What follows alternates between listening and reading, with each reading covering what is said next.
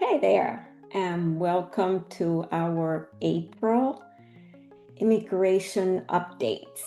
If you have not been in my channel for a while, or if this is your first time here, my name is Giselle Carson. I am a corporate immigration attorney and compliance strategist, and my team and I have been working since December of last year on the H-1B cap cases and many other things. As some of you know, this has been the first year ever that we have had significant changes in the H-1B cap season process. As I record this, is March 31st, and I waited until the afternoon to see if USCIS would release their email that they had completed their selection, but they haven't done that yet. We all expect that this is going to happen anytime soon. In the meantime, just a few updates as to what we have seen. The selection started Friday and has been trickling in the selections. We have received selections from all levels, meaning we have level ones, we have level twos, we have level threes, we have level fours. So the span of selections, not just fours or threes or twos.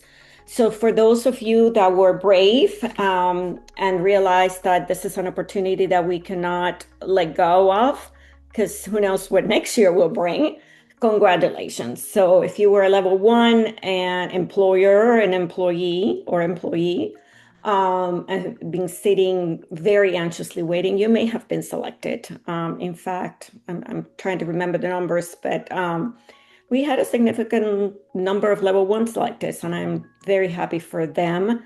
I'm a strong believer that we should not be selecting top talent for our country based on a lottery, and we will continue to fight that battle. But for now, that's the system we have, and we maximize the benefit of the system.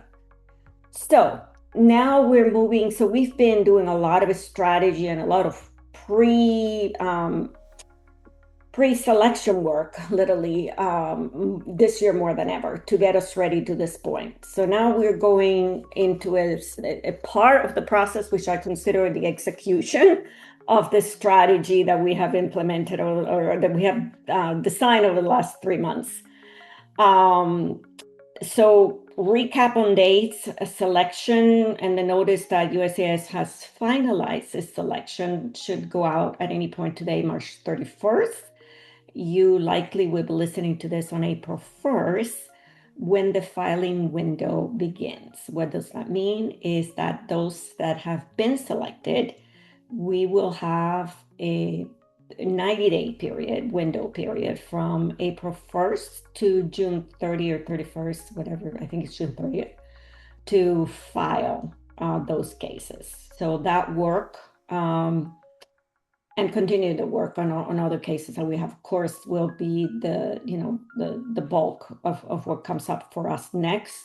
So keep that in mind as you're reaching out to your attorneys and in general, USCIS, that's the bulk of the cases that they will be dealing with. So a short message to take forward is this selection is an opportunity to move forward.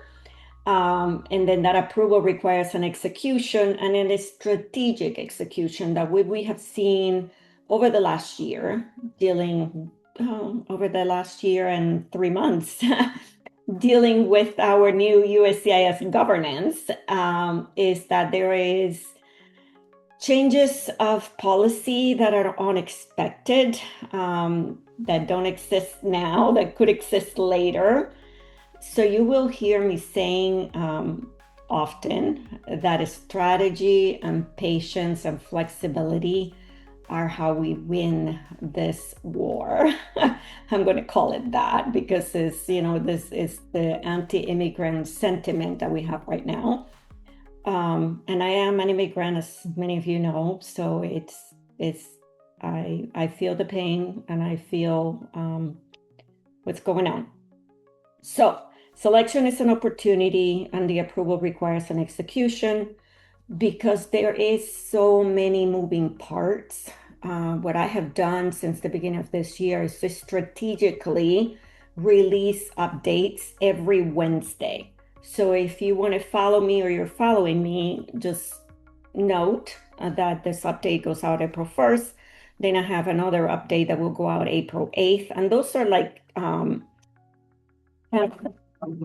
scheduled. If there are things that happen in between that need immediate attention and release to all of you, we will do that. And we have been doing that through immigration flashes.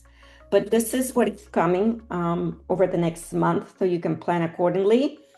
Wednesday, April 8th is what I do my Q&A. And what I do there is I take questions that have been coming in to us from the foreign nationals or the employers. And when I see recurring themes, I take those questions and make them into the Q&A so that that great knowledge coming from the questions that you're asking goes to all of you. My focus at this time for that Q&A will be to cover questions that may relate to I was not selected, now what kind of situations, like what should I do first, what actions are realistic. You can probably Google and you may see some articles and things like, oh, there's like 40 options available to you. Well, in reality, when you look at these cases, it dwindles down to maybe 5 that are really realistic. I will talk about that. And again, other things that may come up as the weeks go by and you're coming to us. The gist of the Q&As are that they're very practical, they're grounded, they're short, and they give you what you need to know in a very concise manner and real world applications.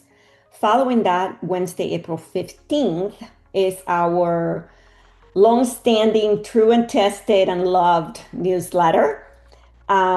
This month, it will take a little bit of a broader, I will take a little bit of a broader approach to it, just because we're dealing with selections and non-selections and various questions and issues that come home that are very different. So for those that have been selected, I am going to be touching on how do we move forward strategically. And for those who have not been selected, again, how to evaluate the next steps on a very condensed fashion, just in case you've missed the other, coverage of all of this that I'm doing. And I'm also considering doing a very specific narrow topic on cap gap. What is it? When it applies and why it matters. About 50% of our selected foreign nationals will go under cap gap, if not more than 50%. So it is a topic that is extremely relevant to our community. And we always get questions about it. So I may do it. I'm still trying kind of to decide exactly, but I will definitely cover cap gap in the coming weeks. And then April 22nd, the Wednesday, April 22nd, I hope you're becoming familiar and enjoying our resources of the month. We have been doing that one every month since January on topics that are just very relevant to that month. And this month, March as we speak, we released I have been selected, now what? And in fact, for reference, and maybe we can do this before this is released, I am going to see if we can add a link to the infographic for March. I have been selected, now what? So that you can all look at it and enjoy it. And again, it's a very practical, simple one page that gives you a very general perspective, good perspective of what to pay attention to. And again, it's possible as a gift to all of you that are listening. I will see if we can do a preview or pre-release of the, I wasn't selected. What are my options? So I'll see if the team can do that. If they can, yay! So just for being here with me today, you may get two amazing, really, resources that we work really hard to condense and make them practical for you. A few updates. So that's the outline. I know I'm missing one Wednesday here because this month has 5 of them. And maybe I am considering, many of you write to me and tell me that you're inspired by the things that I do outside of practicing law. And that is, frankly, my sanity to some degree. That is what allows me to do what I do. And I may, on the last week, depending, if you're interested in that, just let me know. I may do a little preview of a very significant marathon that I have coming up in May, that I'm training for right now. So if you're interested, you can send me an email or a DM on LinkedIn and let me know. Yeah, we'd love to hear about your marathon training. I tell you, it's something that I have been, so just give you a preview, it's something that I've been working on since 2012. And with many ups and downs, just like how life is. And this is a beautiful bookend to that journey. And I have another one coming after that. So anyway, be on the lookout for that. So to end, a few things that I want you to keep in mind. Hard to believe, but again, this is March 31st. And as a result of the policy changes that have happened over the last year, I still have 2 H-1B cap petitions from last year that are still pending adjudication. Nothing wrong with those. They're substantively, everything is right, except that there was a nationality. USCIS use its discretion to question, whether this foreign nationals from certain countries were entitled to be here and entitled to an H-1B. And that's something we're dealing with right now. It is my hope that sometime very soon, within the next few days, hopefully, those 2 will be adjudicated positively and we can move on from that. It is, again, it's been a very long journey. And that segues into something else that I'm going to say to you. We have this weighted by wage lottery is the first time ever, as you know, and we do expect to see brand new RFPs that we have never seen before, relating to this weighted wage. We don't know what they look like or what they're going to look like, but we do expect, considering the trends, that we may see some of that. So again, I've mentioned before, the strategy and patience and flexibility is how this season in this war is won. So keep those in mind. We're also, so 3 things that I wrote down here. So cap cases from last year, I have 2 still pending. The wage-weighted selection system could lead to new RFEs that we have never seen before and that we have to be prepared to respond to. And the last one is that we are also dealing with the new Form I-129, which introduces additional data and additional thinking and additional strategy that potentially could also bring new RFEs. So with that in mind, again, flexibility and patience, it is not an option. It's basically essential to move forward. And I always have to remind myself and to the listeners and to all of those that I speak, foreign talent to our country is not a luxury, it's a necessity. It's a business necessity, it's a business advantage for those employers that are in the system right now and attracting and retaining foreign talent, despite all the complications, despite the lotteries and all of it, that all that goes with it.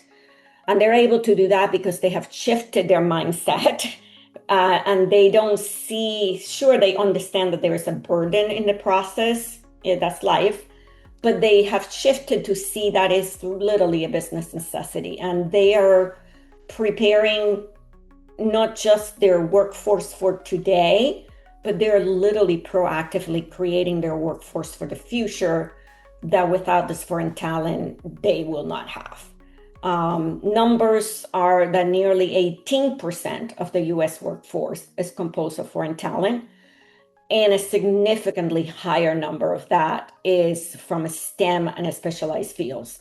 And that is, I would say, 100% of the cases that we handle is this higher percentage of STEM and specialized fields, foreign talent that is so needed in our country. So we're not just filing cases. We are literally working with you to shape and design the workforce of the future. And for employers protecting their current, again, and future workforce and leaders of the future. And for you, foreign nationals, as always, thank you for your contributions.